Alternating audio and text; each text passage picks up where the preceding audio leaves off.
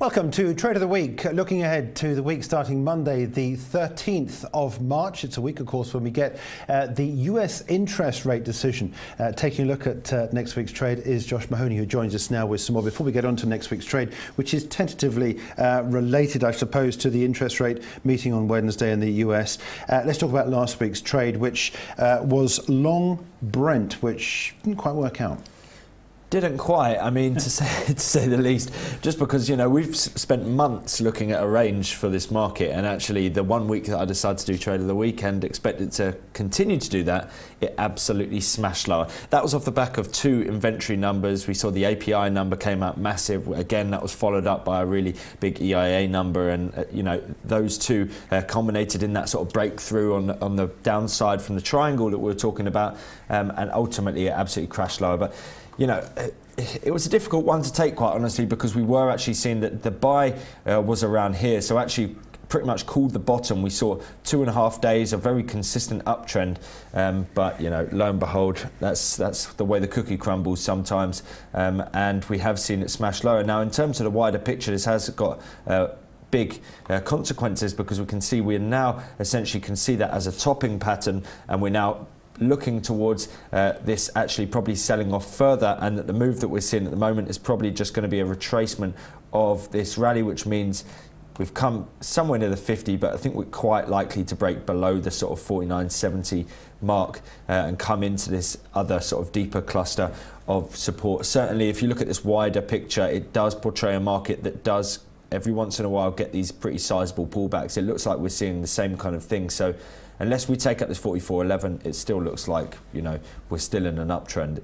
But, looking at short-term price action, it does still look like it's going to go further downside because of the fact that we've sort of established that top. This is a buy one, get one free session, this is, because you've just given us a trade there, short oil having gone along last week. I was saying to Chris earlier, I was saying, can I go short oil after going long it the week before? But I guess that just shows you. Anyhow, I'll take the 2 for 1, because the one you've got is actually long Dow for next week. As I said, there's a tentative connection to the US interest rate picture. Everybody's pricing in an interest rate rise next week, but you're long Dow. What's going on? Yeah, I think Dow at the moment is very interesting, because we haven't really seen many decent pullbacks. And the problem is that, people want to get in on this rally. It just continues to go higher. Everyone thinks that Trump's going to come in with, $1 trillion worth of infrastructure and all that kind of business. And that's very good for companies, and companies are what makes up the Dow.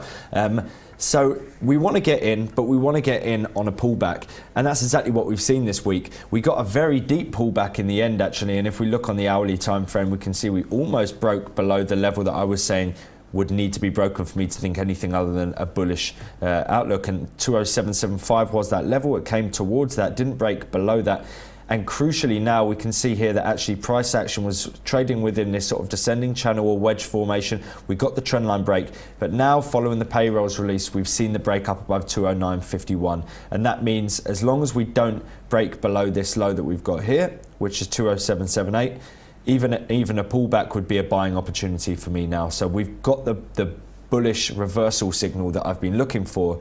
And now I'm thinking I'd be happy being long now for the sake of this trade of the week. But actually, if I'm going to be placing a trade, I want to see it, get a decent little bit of a pullback, and then from that be able to get in on it. So long Dow is my trade of the week. But as long as we don't break below this previous low structure, so let's say below this 207.75 for a bit more confidence, so 206.50 could be your stop.